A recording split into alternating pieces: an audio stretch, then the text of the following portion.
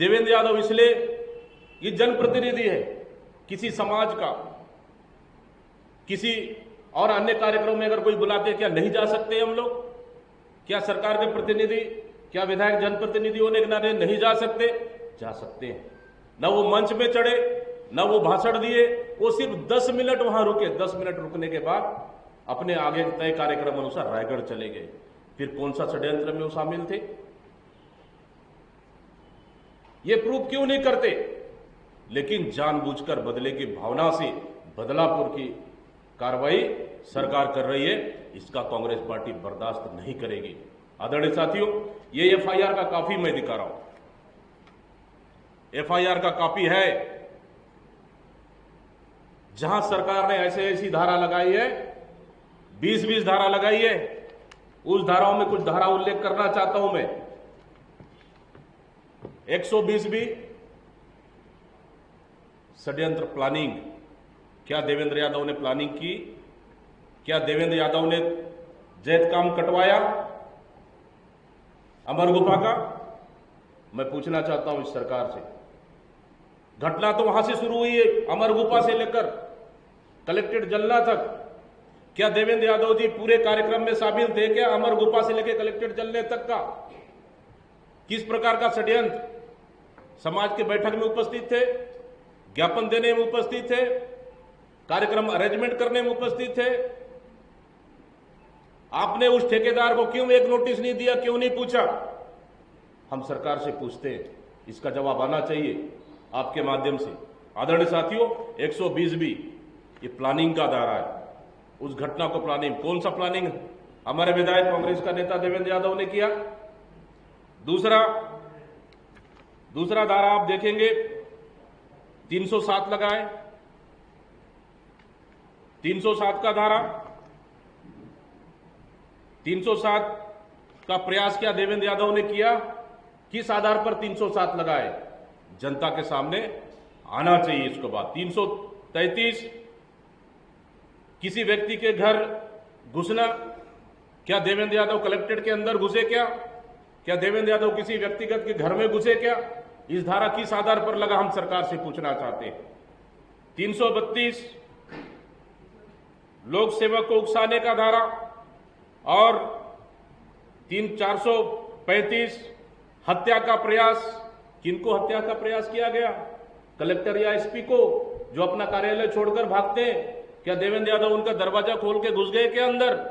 हम सरकार से पूछना चाहते हैं।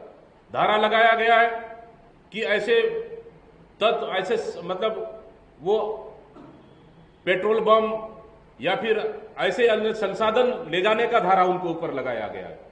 क्या देवेंद्र यादव गाड़ी में पेट्रोल बम या बहुत सारे विस्फोटक पदार्थ लेके चले गए क्या, जो उनके ऊपर ये धारा लगा है? मैं इस सरकार से पूछना चाहता हूं।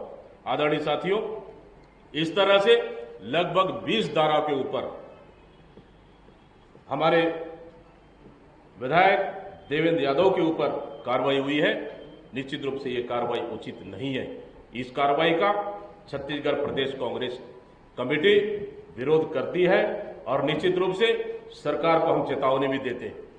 इसलिए क्योंकि आप सरकार नहीं चला पा रहे, अपने किए हुए वादे पूरा नहीं कर पा रहे, जनता के बीच आपका नकारात्मक छवि बन गया है, सरकार आपसे संभल नहीं रहा है। कभी तो आप हमारे कार्यकर्ताओं के ऊपर एफआईआर करते हैं, तो कभी आप एक रेत अवैध परिवहन को रोकने के लिए आपका पत्रकार साथी बस्तर का, जो संवेदनशील जैसे बस्तर जैसे संवेदनशील नक्सल क्षेत्र में काम करता है, कभी तो शासन को मदद करते हैं, कभी प्रशासन को मदद करते हैं, कभी जनता को मदद करते हैं। इस परिस्थिति में काम करने वाला साथी अगर अवैध परिवहन को रोकने का काम करता है, उसके गाड़ी में गांजा रख दिया जाता है। क्या यही शासन है? उसको जेल भेज दिया जाता है। क्या यही शासन है? क्या ये नाकामियों को छुपाने के लिए आप इस तरह का कार्रवाई कर रहे हैं? चुनाव लड़ रहे एक्स सीएम, इनके ऊपर आप एफआईआर दर्ज करते हैं। क्या यही सुशासन है? क्या आप चाहते हैं कांग्रेस को डरा के आप शासन करना? डरने वाली नहीं है कांग्रेस पार्टी। साफ साफ कह रहे हैं सरकार से, जनता ने आपको जनादेश दिया है, सरकार चलाइए। विपक्ष होने के नाते हम आपसे जनता के हित, जनता के मुद्दों को लेकर हम लड़ाई लड़ेंगे, लेकिन बदले की भावना से ये कार्रवाई बर्दाश्त नहीं करेगी। और साथ ही जिस तरह से आप कार्रवाई कर रहे हैं, ये कार्रवाई गलत है। सतनामी समाज अपनी हक और आंदोलन के लिए लड़ रही थी। इस समाज को दबाने के लिए, इस समाज को बदनाम करने के लिए, इस समाज को कुचलने के लिए, इस समाज को नीचे दिखाने के लिए आपका षड्यंत्र, मैं तो सीधा सीधा आरोप लगाता हूं कि सतनामी समाज को और उस आंदोलन को कुचलने के लिए और बदनाम करने के लिए पूरी प्लानिंग भारतीय जनता पार्टी के सरकार ने किया, उनके प्रतिनिधियों ने किया। भोजन का व्यवस्था, टेंट का व्यवस्था, सब आपके भारतीय जनता पार्टी और आपके इशारे पे हुआ है। जो असामाजिक तत्व बीच में घुसकर जो उन्माद फैलाया है, ये आपके गुर्गों ने किया है, ताकि समाज को बदनाम कर से एक तीर पे दो निशाना, समाज को बदनाम कर सके और कांग्रेस पार्टी को बदनाम कर सके। ऊपर वाले के घर में देर है, अंधेर नहीं है। सच्चाई का पर्दाफाश होगा, आज नहीं तो कल होगा, लेकिन बदले की भावना से कार्रवाई बिल्कुल भी बर्दाश्त नहीं की जाएगी। इसके लिए प्रदेश कांग्रेस कमेटी निश्चित रूप से कड़ा विरोध करती है और आने वाला समय में हम लोग चुप बैठने वाली नहीं है। इस सरकार को निश्चित रूप से हम लोग बताएंगे और बेनकाब करेंगे कि इस तरह से घटनाओं को घट रही है, जिस तरह से प्रदेश में इस घटनाओं को रोके, न कि आप विपक्ष के ऊपर कार्रवाई करें। आपराधिक घटना तो रोक नहीं पा रहे हैं, जनता के लिए तो काम नहीं कर पा रहे हैं आप, लोगों को दिल तो नहीं जीत पा रहे हैं आप। सिर्फ आपसी लड़ाई में अपनी नाकामियों को छुपाने के लिए विपक्ष के ऊपर टारगेट बिल्कुल भी बर्दाश्त नहीं किया जाएगा। इसलिए आज आपके माध्यम से हम सरकार से पूछते हैं कि जिला बीजेपी के अध्यक्ष सनम जांगड़े और ठेकेदार, अमर गुप्ता में काम करने वाले भाजपा समर्थित ठेकेदार, कई जिला पंचायत सदस्य, कई बीजेपी के नेता, उनके ऊपर नोटिस कब देंगे आप? उनके ऊपर नोटिस आना चाहिए, कब देंगे मैं पूछना चाहता हूं इस सरकार से। क्या अपने लोगों को बचाने के लिए आप दूसरे के ऊपर कार्रवाई कर रहे हैं? क्या सरकार को बचाने के लिए आप कांग्रेस के ऊपर कार्रवाई कर रहे हैं ताकि घटना को इधर डाइवर्ट किया जाए? प्रदेश की जनता जानती है, सतनामी समाज जानता है, बुद्धिजीवी वर्ग जानते हैं कि यह घटना सरकार की विफलता की वजह से हुई है।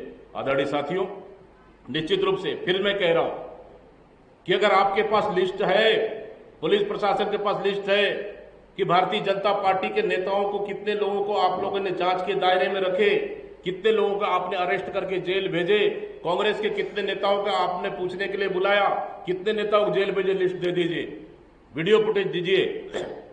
अगर वीडियो फुटेज में मेरे कांग्रेस के कार्यकर्ता अगर दोषी हैं, मेरे कांग्रेस कार्यकर्ता अगर इसमें जिम्मेदार है, प्रदेश कांग्रेस अध्यक्ष स्वयं ले जाके मैं सौंपने को तैयार हूं। हिम्मत है तो भारतीय जनता पार्टी के नेता सनम जांगड़े को नोटिस देके दिखाए, उनके जिला पंचायत सदस्य को नोटिस देके दिखाए, भाजपा के नेताओं को नोटिस देके दिखाए, तब हम मानेंगे कि कानून सबके लिए बराबर है, न्याय सबके लिए बराबर है। लेकिन ये उम्मीद नहीं है हमको भारतीय जनता पार्टी की सरकार से, नहीं है ये उम्मीद। हमने झीरम घाटी घटना को देखा, बलौदाबाजार घटना को हम लोग देख रहे हैं, हमारे नेता हमारे कार्यकर्ताओं के ऊपर लगातार FIR हो रहे, कार्रवाई हो रहे, उनको हम देख रहे हैं।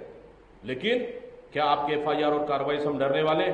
झीरम घाटी घटना को गोली खाने वाली कांग्रेस पार्टी है, आपके सिर्फ एक जेल भेजने से हमारा हताशा कम नहीं होगा, बल्कि हम दोगुने ताकत के साथ मजबूत होकर हम प्रदेश की जनता की लड़ाई के लिए हम लड़ेंगे आपके खिलाफ।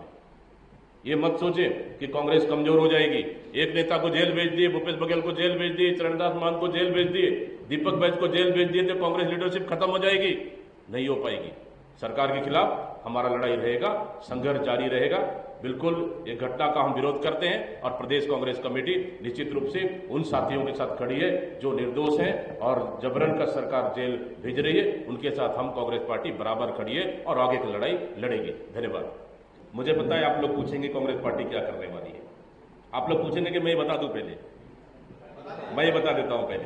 अगला स्टेप निश्चित रूप से कल राखी है, त्योहार को देखते हुए कांग्रेस पार्टी ने निर्णय लिया है, प्रदेश कांग्रेस कमेटी ने निर्णय लिया है, सभी वरिष्ठ नेताओं से चर्चा होने के बाद कि 20 तारीख को लीडर ऑफ अपोजिशन आपको अभी बताएंगे कि विधायक दल की बैठक स्वर्गीय राजीव जी की जयंती के अवसर पर बुलाए हैं। डिटेल्स आपको बताएंगे। वो विधायक दल की बैठक होगी और उसमें भी रणनीति बनेगी इस आंदोलन को लेकर। दूसरी चीज, 21 तारीख को गिरफ्तारी के विरोध में पूरा प्रदेश स्तरीय हर जिले मुख्यालय में धरना प्रदर्शन का आयोजन कांग्रेस पार्टी करेगी।